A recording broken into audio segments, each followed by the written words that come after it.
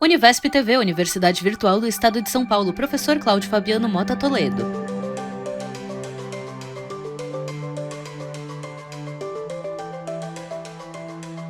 Olá, alunas e alunos do curso de Introdução a Conceitos de Computação.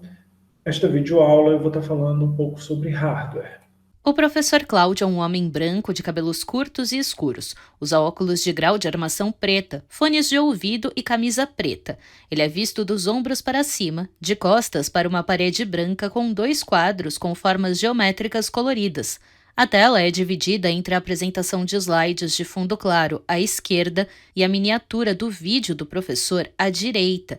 No primeiro slide, o nome da disciplina, Introdução a Conceitos de Computação, e o tema da aula, Hardware. No segundo, o título, Sumário, e os tópicos lidos pelo professor. Eu vou apresentar a arquitetura de von Neumann, em seguida vou falar um pouquinho sobre sistemas embarcados e arquiteturas paralelas. Na arquitetura de von Neumann eu vou falar a respeito da memória, a unidade lógica aritmética, a unidade de controle e como se dá o ciclo de busca e execução. Bom, John von Neumann era um matemático, físico, cientista da computação, engenheiro, contribuiu em diferentes áreas, participou do projeto Manhattan, que construiu a primeira arma nuclear, e nesse período da Segunda Guerra, ele também interagiu com o desenvolvimento do EDVAC, que foi o primeiro computador de programa armazenado, em 1945. Nessa ocasião, ele publicou um trabalho onde cunhou o termo arquitetura de von Neumann. Na verdade, essa arquitetura utiliza ideias que vêm do ENIAC, que foi o primeiro computador digital de propósito geral, e construído por John Eckert e John Mauchly. A arquitetura de von Neumann ela apresenta uma unidade de memória que armazena tanto dados como instruções, uma unidade lógica aritmética que é capaz de efetuar operações aritméticas e operações lógicas sobre os dados, a unidade de entrada que move os dados do mundo exterior para o computador, a unidade de saída que move os dados do computador para o mundo exterior e uma unidade de controle que funciona como um maestro, fazendo com que todo esse sistema funcione de forma sincronizada, toda essa arquitetura. No slide intitulado Arquitetura de von Neumann, há um sistema explicado pelo professor. No topo, há uma caixa de texto oval com a informação dispositivo de entrada. Na parte inferior da figura oval, uma seta aponta para baixo e chega a uma caixa de texto grande, denominada Unidade Central de Processamento, e com 2 caixas de texto vermelhas menores dentro. À esquerda, a caixa Unidade de Controle e à direita, Unidade Lógica e Aritmética. À direita da caixa grande, há uma caixa de texto vermelha em formato de nuvem com a informação memória e uma seta horizontal que aponta para os 2 lados entre as 2 caixas. Abaixo da caixa grande, outra seta apontada para baixo indica uma caixa de texto oval com o texto Dispositivo de Saída. Há um erro no slide. O correto para a última caixa de texto oval seria dispositivo de saída, e no slide está dispositivo de entrada. Bom, a memória ela é uma coleção de células, cada uma com um endereço físico. E nesse contexto, nós temos a Random Access Memory, que seria quando uma célula pode ser acessada diretamente, que é a memória de acesso aleatório, e a memória apenas de leitura, que é a Read-Only Memory. Basicamente, a RAM não mantém sua configuração de bits quando a energia é desligada, o que não acontece com a ROM. Nesse caso, a gente pode entender a RAM como uma memória volátil e a ROM não sendo uma memória volátil. O bom disso é que sistemas, quando você inicia sua máquina, há diversos sistemas que estão gravados nessa memória para fazerem o início de funcionamento da sua máquina. A mesma coisa do seu computador. A mesma coisa num sistema com um microprocessador, onde o sistema é embarcado, onde você vai ligar ele e muitas vezes os sistemas que controlam aquele aparelho já estão gravados numa memória desse tipo, uma read-only memory. Podem estar gravados numa memória desse tipo. No slide explicado, intitulado Memória, estão as informações lidas. As siglas RAM para Random Access Memory e ROM para Read Only Memory, e uma caixa de texto vermelho em formato de nuvem, com a palavra memória abaixo. Bom, nesse contexto, a memória ela tem um endereço físico, essas células de memória. E aí nós temos o conceito de endereçabilidade. Por quê? Porque a gente vai fazer leitura e a gente vai fazer escrita nessa memória. Então nós precisamos achar esse conteúdo. E o conceito de endereçabilidade diz que o número de bits armazenados define o número de bits armazenado em cada localização endereçável de memória. Então, dessa forma, eu vou ter, por exemplo, aqui nesse exemplo de memória, eu tenho um padrão de 8 bits, começo com o endereço 0 em binário e vou até o endereço 255. E para cada endereço eu vou ter também um padrão de bits relacionado àquela informação que está gravada, que pode ser uma instrução, pode ser um valor inteiro com sinal, pode ser um pedaço de memória, né? E eu vou ter essa informação guardada na memória nesse endereço. À esquerda do slide explicado pelo professor, uma lista contendo 5 linhas. Ela é intitulada Endereço, e cada linha tem uma sequência de número binário. Linha 1, sequência de 8 números, 0. Linha 2, sequência de 7 números, 0, seguidos do número 1.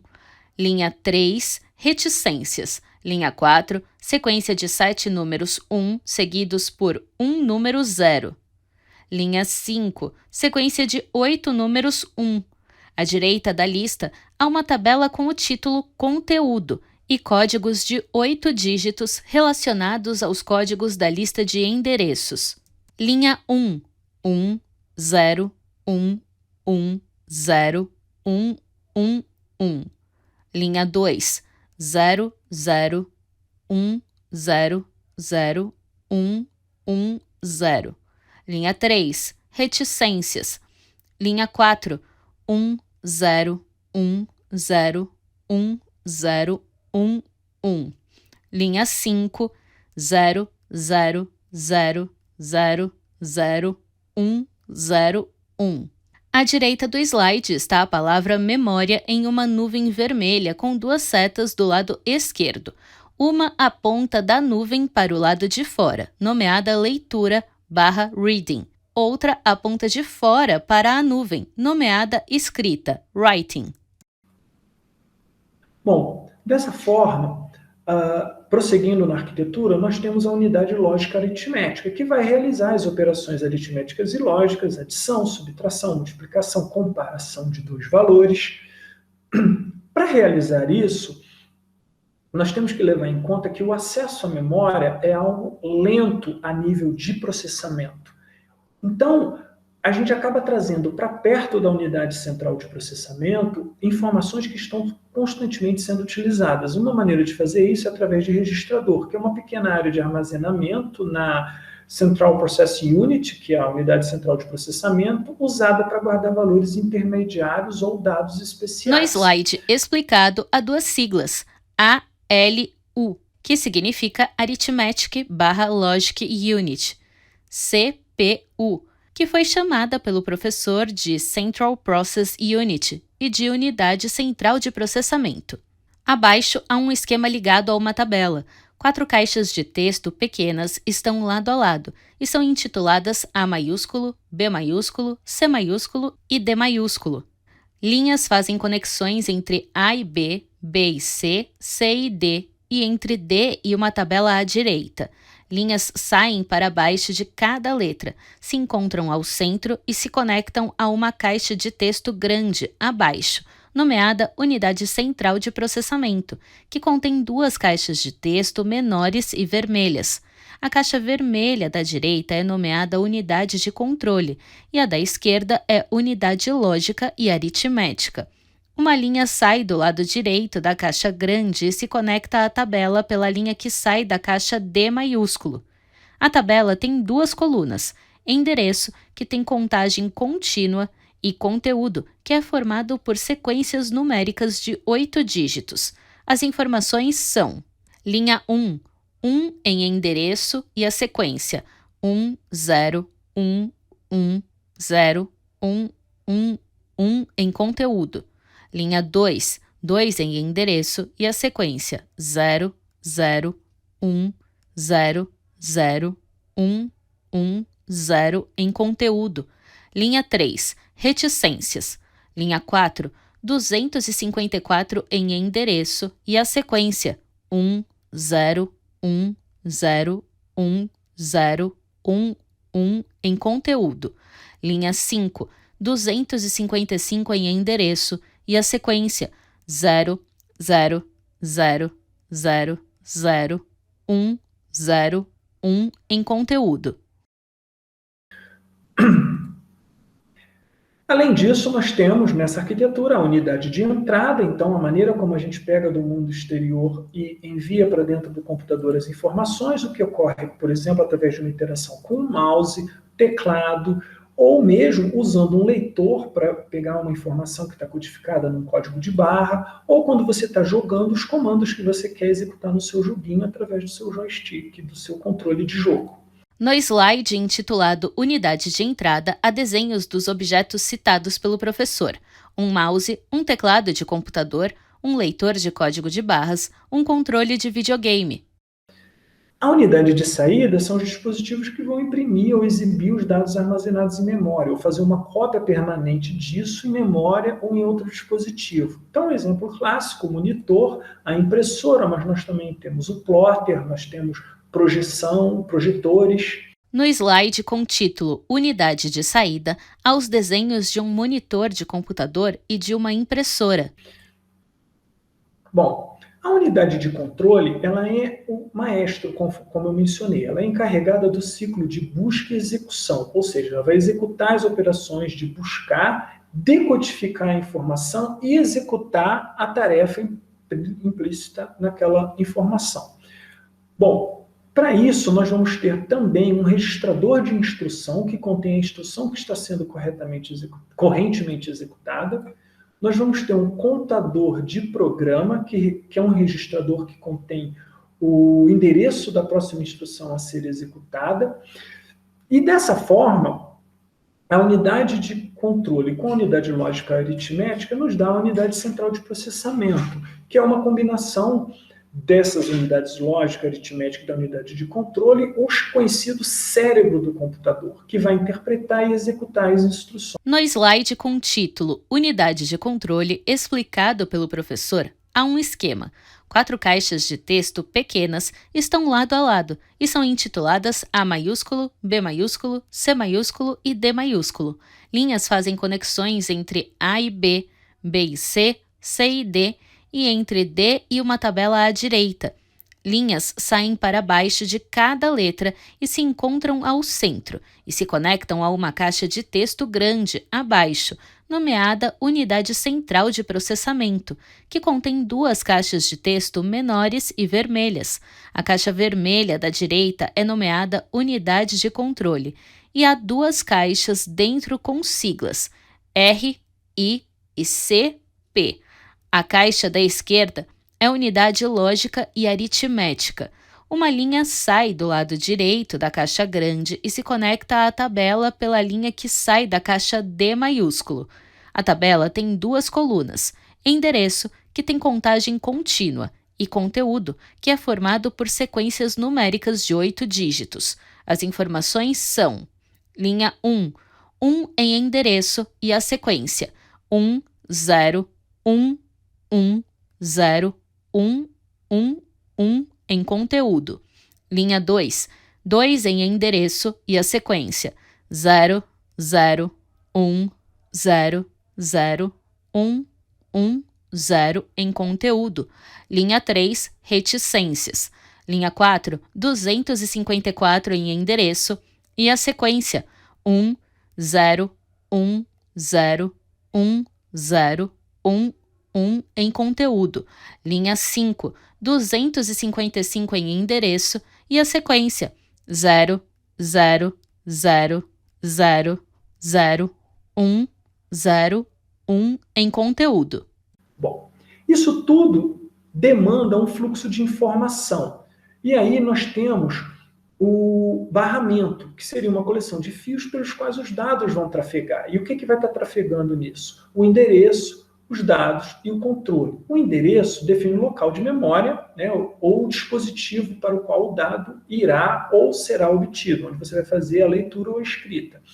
O controle vai ter a informação que gerencia esse fluxo. Ele vai dizer, basicamente, a informação do controle, se você está indo para a CPU ou voltando da CPU, da unidade central de processamento. A largura de barramento é definida pelo número de bits que podem ser transferidos em paralelo sobre o barramento. Então, quanto maior for essa largura, mais endereços ou dados a gente vamos estar conseguindo mover. Slide com o título Fluxo de Informação, as informações explicadas pelo professor e um esquema. Em uma caixa de texto fina e larga está a palavra barramento. Acima, as setas verticais e outras caixas de texto. Da esquerda para a direita, a primeira caixa de formato ovalado é nomeada dispositivo de entrada, e dela sai uma seta que aponta para barramento. A segunda caixa é grande, nomeada Unidade Central de Processamento, e contém duas caixas de texto menores e vermelhas. A caixa vermelha da direita é nomeada Unidade de Controle, e dela sai uma seta que aponta para barramento. A caixa da esquerda é nomeada Unidade Lógica e Aritmética, e para ela aponta uma seta que sai de barramento. A terceira caixa é vermelha com formato de nuvem e o nome Memória. E há duas setas, uma que sai da nuvem e aponta para barramento e outra no sentido oposto. A última caixa é ovalada e nomeada Dispositivo de Saída, e para ela aponta uma seta que sai de barramento. Os dois próximos slides têm o mesmo título, novas informações que serão lidas e o mesmo esquema. Bom, lembrem que eu falei que o acesso à memória acaba sendo custoso em termos de tempo, comparado com o nível de processamento que você está fazendo. Então, uma outra maneira de você de manter esse processamento ativo é você ter uma memória cache, que é um tipo de memória pequena e de alta velocidade destinada a guardar dados frequentemente usados, né? Então, dessa forma, ela permite um acesso rápido, né, a determinadas cópias de dados que estão constantemente em uso. Bom, além disso, para melhorar esse desempenho, nós temos a ideia do encadeamento, que é uma técnica que desmembra uma instrução em passos menores que podem ser sobrepostos. Bom, assim chegamos à placa-mãe, que seria a principal placa de um computador, né, onde está a arquitetura de von Neumann. A placa-mãe possui conexões para ligar outros dispositivos ao barramento, como o mouse, o teclado e dispositivos adicionais de armazenagem. Bom, finalmente agora eu vou descrever, dentro dessa arquitetura, o ciclo de busca e execução, quer dizer, na verdade, de busca, decodificação e execução. Então, vamos supor que nós temos uma máquina com 8 endereços de memória RAM, 4 registradores, nesse padrão, né, de 8 bits, vamos ter uma unidade central de processamento, onde, inicialmente, nós não temos nenhuma instrução no registrador de instrução. Nós temos no contador de programa o endereço inicial de memória, o que significa que nós vamos fazer a primeira busca na posição 0 desse endereço e trazer o conteúdo desse endereço para o meu registrador de instrução. Slide com o título Ciclo Busca-Execução. Abaixo, o esquema explicado pelo professor. No topo, 4 caixas de texto. Cada uma, com sequência de 8 zeros, representam os 4 registradores. Abaixo, uma caixa de texto grande nomeada Unidade Central de Processamento, com outra caixa menor vermelha dentro, nomeada Unidade de Controle. Dentro da unidade de controle, há 2 caixas pequenas nomeadas RI, chamado pelo professor de registrador de instrução. Ela contém uma sequência de 8 zeros que representam a instrução citada pelo professor. CP, chamado de contador de programa pelo professor. Ela contém uma sequência de 8 zeros que representam o endereço de memória citado. À direita está a palavra busca em vermelho e abaixo uma tabela intitulada RAM. com 2 colunas, endereço, que tem contagem contínua, e conteúdo, que é uma sequência de 8 dígitos. Os dados apresentados nelas são: linha 1, 0 para endereço e a sequência 1, 0, 1, 1, 0, 1, 1, 1 para conteúdo. Linha 2, 1 para endereço e a sequência 0, 0, 1, 0, 0, 1, 1, 0 para conteúdo. Linha 3, 2 para endereço e a sequência 1, 0, 0, 0, 0, 1, 0, 0 para conteúdo. Linha 4, 3 para endereço e a sequência 1, 0, 1, 0, 1, 0, 1, 1 para conteúdo. Linha 5, 4 para endereço e a sequência 1, 0, 0, 0, 0, 1, 0, 1 para conteúdo. Linha 6, 5 para endereço e a sequência 0, 1, 1, 0, 1, 0, 1, 0 para conteúdo. Linha 7, 6 para endereço e a sequência 0, 0, 1, 1, 0, 1, 0, 1 para conteúdo. Linha 8, 7 para endereço e a sequência 0, 1, 0, 0, 0, 1, 0, 1 para conteúdo. A linha 1 está circulada em vermelho. Uma seta sai de C, P e aponta para o círculo, e outra seta sai do círculo e aponta para RI. A tabela permanece nos próximos slides. Esse foi o meu processo de busca. Agora, eu vou fazer a decodificação. A informação que está guardada no registrador de instrução, nesse nosso exemplinho, nós vamos assumir que os 4 primeiros bits representam o código da operação a ser executada, a instrução. E os 4 últimos, o endereço relacionado a essa instrução. Então, vamos supor que esse código 1011 represente carregar a informação que está no endereço no registrador A, no nosso primeiro registrador. Qual o endereço? Bom, a representação binária desse endereço remete ao endereço 7 de memória. No slide explicado está a palavra decodificação em vermelho. Abaixo dela, uma caixa RI com o código 10110111. Abaixo e à esquerda de RI estão as informações em vermelho, código da operação 1011. E um balão de fala com o escrito carregar no registro A maiúsculo. Abaixo e à direita de RI em preto estão endereço 0111 e um balão de fala escrito conteúdo do endereço 7. À direita do esquema está a tabela RAM. Então, o que eu vou fazer? Eu vou executar, agora que eu decodifiquei a instrução, eu vou executar. Bom, isso significa trazer do endereço 7 o conteúdo que está armazenado nesse endereço e guardar no registrador A. No slide, o esquema. No topo estão os 4 registradores com sequências de 8 dígitos. A primeira com a sequência 0, 1, 0, 0, 0, 1, 0, 1 e os outros 3 com sequência de 8 zeros cada. Abaixo está a unidade central de processamento com a caixa da unidade de controle dentro. Na última caixa, RI marca a sequência de instrução 1, 0, 1, 1, 0, 1, 1, 1 e CP contém a sequência de endereço de memória de 8 zeros. À direita está a tabela RAM, com uma seta que sai da linha 8, relacionada ao endereço 7 e ao conteúdo de sequência 0, 1, 0, 0, 0, 1, 0, 1 e aponta para o primeiro registrador. Dessa forma, agora eu incremento o meu contador de programa e vou para o meu próximo endereço de memória. Novamente, eu vou fazer uma busca nesse endereço, levando para o meu registrador de instrução o conteúdo armazenado no endereço 1.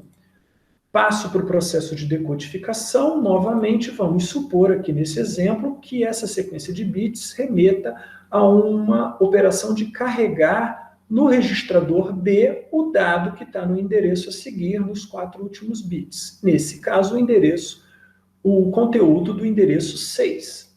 Novamente, eu vou executar essa instrução, que é levar o conteúdo desse endereço para o meu registrador B. No slide com a primeira parte da explicação, o esquema permanece. Em RI, a sequência é 0, 0, 1, 0, 0, 1, 1, 0. Em CP, há uma sequência de 7 zeros e 1, 1. Uma seta vermelha sai de CP e aponta para a linha 2 da tabela RAM, relacionada ao endereço 1 e ao conteúdo de sequência 0, 0, 1, 0, 0, 1, 1, 0. Outra seta sai da linha 2 e aponta para RI. No slide com a segunda parte da explicação, à direita do esquema anterior, há uma caixa de texto RI, com o código dividido por cores em 2 partes. Os 4 primeiros dígitos são 0, 0, 1, 0 e estão em vermelho. Abaixo, um balão de fala contém a informação carregar no registrador, B maiúsculo.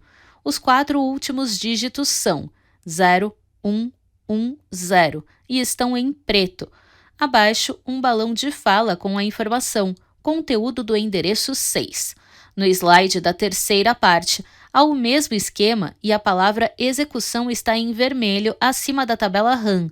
No segundo registrador, no topo do esquema, está a sequência 0, 0, 1, 1, 0, 1, 0, 1 e uma seta sai da linha 7 da tabela, referente ao endereço 6 e ao conteúdo de sequência 0, 0, 1, 1, 0, 1, 0, 1 e aponta para o registrador B.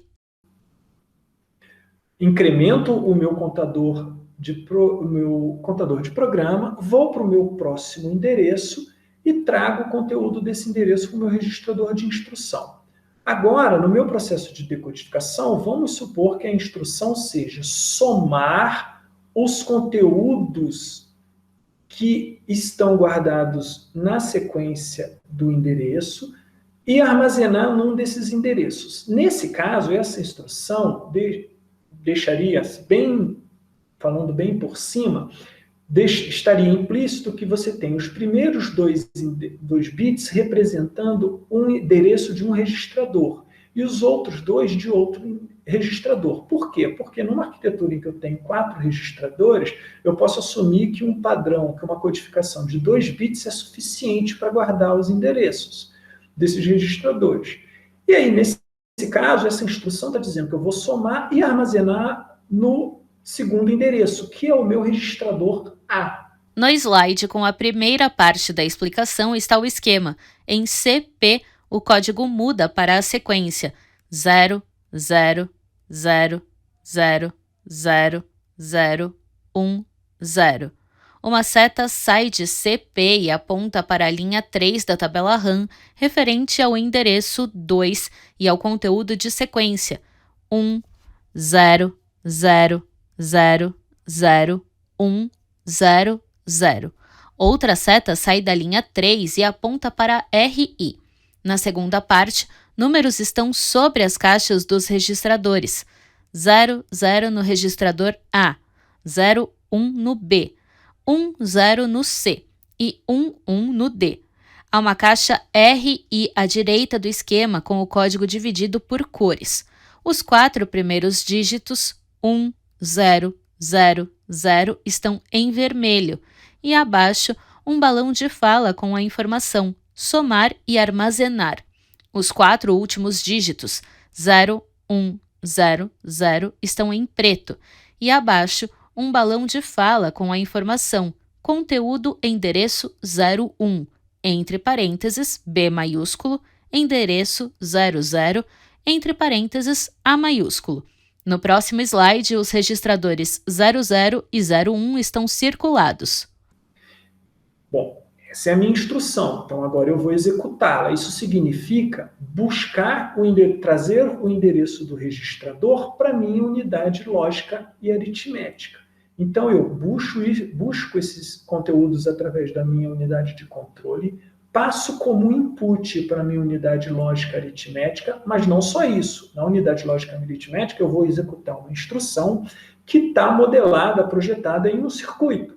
Nesse caso aqui, a gente pode lembrar do somador lá da nossa última aula. Para isso, eu preciso dizer, então, que eu vou usar um somador. Eu passo a instrução da operação que eu vou executar, uma soma. A minha unidade lógica e aritmética executa essa soma a partir dos inputs e retorna o resultado. Esse resultado vai ser armazenado no registrador A, que está no endereço 00. No slide explicado, há um novo esquema. No topo estão os registradores. Registrador 00 com a sequência 0, 1, 1, 1, 1, 0, 1, 0. Registrador 01 com a sequência 0, 0, 1, 1, 0, 1, 0, 1. Registradores 10 e 11, ambos com a sequência de 8 zeros. Abaixo está a unidade central de processamento com duas outras unidades dentro. A primeira, à esquerda, é a unidade de controle que engloba o RI com a sequência 1, 0, 0, 0, 0, 1, 0, 0 e o CP com a sequência 0, 0, 0, 0, 0, 0, 1, 0. A segunda, à direita, é a unidade lógica e aritmética. Entre as duas últimas unidades, há 3 setas que saem da unidade de controle e chegam na unidade lógica e aritmética. A primeira seta representa um input e tem o código 0, 1, 0, 0, 0, 1, 0, 1. A segunda seta representa outro input com o código 0, 0, 1, 1, 0, 1, 0, 1. E a terceira tem o código 1, 0, 0, 0 e representa o somador e a instrução. Abaixo, uma seta com o código 0, 1, 1, 1, 1, 0, 1, 0 sai de unidade lógica e aritmética e chega em unidade de controle e representa o resultado. Duas setas saem dos registradores 00 e 01, se encontram tornando-se uma que aponta para a unidade de controle. Outra seta sai da unidade de controle, encontra-se com a seta que sai do registrador 00 e aponta para ele. Dessa forma, eu vou incrementar o meu contador de programa, vou para o próximo endereço e de lá eu trago o conteúdo armazenado. Novamente eu vou para o meu processo de decodificação. Vamos supor agora que a instrução dessa operação seja escrever o conteúdo de A. Onde? No endereço codificado nos últimos 4 bits. No caso, o endereço 4. Assim, eu levo o conteúdo do meu registrador direto para a memória no endereço 4. Na primeira parte da explicação, há no slide o esquema anterior e a tabela RAM à direita. Em RI, a sequência é 1, 0, 1, 0, 0, 1, 0, 0. E em CP, a sequência é 0, 0, 0, 0, 0, 0, 1, 1. Uma seta sai de CP e aponta para a linha 4 da tabela, referente ao endereço 3 e ao conteúdo de sequência 1, 0, 1, 0, 0, 1, 0, 0. Outra seta sai da linha 4 e aponta para RI. Na segunda parte da explicação à direita do esquema, há uma caixa RI com o código dividido por cores. Em vermelho estão os 4 primeiros dígitos, 1, 0, 1, 0. Abaixo há um balão de fala com a informação escrever conteúdo A maiúsculo. Em preto, os 4 últimos dígitos são 0, 1, 0, 0. Abaixo, um balão de fala tem o escrito endereço 4. Na última parte da explicação, estão no slide o esquema e a tabela RAM. Uma seta sai do registrador 00 e aponta para a linha 5 da tabela, referente ao endereço 4 e ao conteúdo de sequência 0, 1, 0, 0, 0, 1, 0, 1. A sequência numérica está grifada em amarelo. Bom, dessa forma, nós vimos o ciclo de busca, decodificação e execução, né, na arquitetura de proposta por von Neumann. Os sistemas embarcados, eles vão ser computadores projetados para realizar uma faixa estreita de funções, né, como parte de um sistema maior. Isso já foi definido antes. Então, a gente sabe que esses sistemas embarcados, hoje em dia, estão em toda parte. Nós temos aparelhos eletrônicos, como as TVs, as Smart TV, aparelhos de cozinha, micro-ondas, os automóveis, têm sistemas embarcados, né? E esses sistemas, eles podem incluir um sistema operacional, mas muitos são tão especializados que eles vão ter toda a lógica implementada, né, num único programa que vai estar armazenado na pastilha de microprocessador, né, na memória, na parte da ROM, da Read Only Memory. Novo slide com o título Sistemas Embarcados. As informações explicadas pelo professor e fotos de objetos abaixo. Uma placa-mãe, uma máquina de lavar roupa, o volante e o painel de um carro visto por dentro, um monitor de computador e um micro-ônibus amarelo. Agora, falando um pouquinho das arquiteturas paralelas, vamos imaginar o seguinte: eu tenho aquela arquitetura para fazer o processo de ciclo, busca e execução, mas eu poderia, por exemplo, se eu tenho um problema a ser resolvido em N unidades de tempo em um computador com um processador, será que eu consigo resolver ele na metade do tempo se eu tiver 2 processadores? Ou em 1/3 do tempo se eu tiver 3 processadores? Quer dizer, essas questões têm que ser tratadas, porque dependendo da operação que eu vou executar, como que vai ser o compartilhamento desses dados para os processadores, né?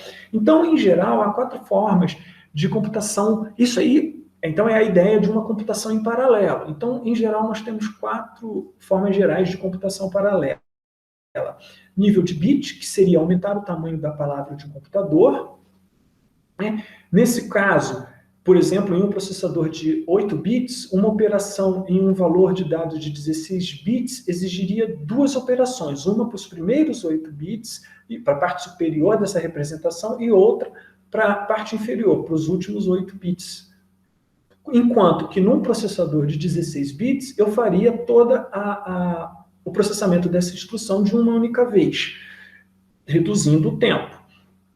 Bom, na computação paralela em nível de instrução, algumas instruções em um programa são executadas independentes, em paralelo. Então, eu tenho a condição de poder estar trabalhando, separando os dados e realizando para o processamento de uma forma independente.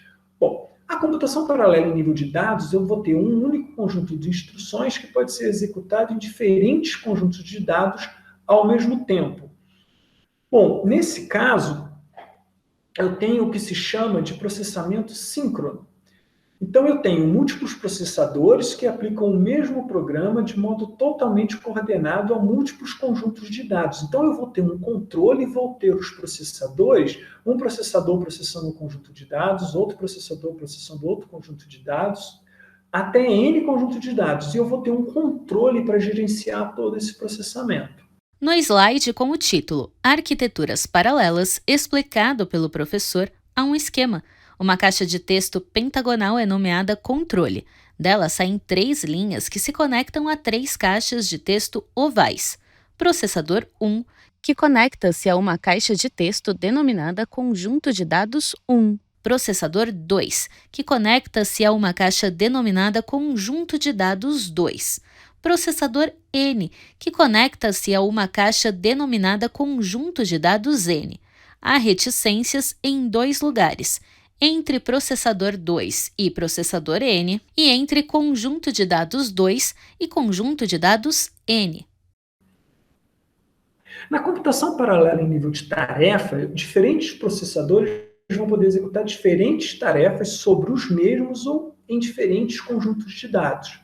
Então, para isso, eu tenho também um impacto em termos de arquitetura. Se os diferentes processadores vão operar no mesmo conjunto de dados, a gente tem o que se chama de um encadeamento, considerando a máquina ou a arquitetura de von Neumann. O que seria isso? Eu tenho um conjunto de dados passando pelo primeiro processamento, isso vai gerar um novo conjunto que vai passar por um segundo conjunto de processamento, ou seja, uma outra sequência de instruções que vão estar nesse segundo processador. Depois vai passando por isso sucessivamente até a última iteração de processamento sobre esse conjunto de dados. No slide explicado, há um esquema abaixo das informações lidas. De uma caixa oval nomeada processador 1, sai uma seta para a direita que aponta para uma caixa nomeada processador 2. Da segunda caixa, sai uma seta que aponta para uma reticências. Da reticências, sai uma seta que aponta para uma caixa processador N. Por outro lado, eu posso ter uma outra abordagem, né, de paralelismo em nível de tarefa, é ter processadores diferentes fazendo coisas diferentes com dados diferentes. Então, a situação na qual muitos processadores vão precisar compartilhar uma memória global. Então, eu vou ter uma memória local, mas ao mesmo tempo uma memória local onde eu vou estar fazendo o processamento e armazenando dados, fazendo acessos a uma memória local e compartilhando os resultados nessa memória compartilhada entre os outros processadores. No slide explicado pelo professor, há um novo esquema. De uma caixa de texto em formato de nuvem com o título Memória Compartilhada, saem 3 linhas que se conectam a 3 caixas de texto ovais. Processador 1, que conecta-se a uma caixa em formato de nuvem nomeada Memória Local 1. Processador 2, que conecta-se a uma nuvem nomeada Memória Local 2. Processador N, que conecta-se a uma nuvem nomeada Memória Local N. Há reticências em 2 lugares, entre processador 2 e processador N, e entre memória local 2 e memória local N. Bom, pessoal, então eu tentei nessa aula dar uma visão bastante ampla, mas principalmente focando na arquitetura de von Neumann, porque aí vocês entendem como é esse ciclo de funcionamento. Afinal de contas, as tarefas são executadas passo a passo pelo computador, e acredito que agora vocês consigam ter uma ideia um pouco melhor a esse respeito. Espero que vocês tenham gostado. Até a próxima. univesptv.com.br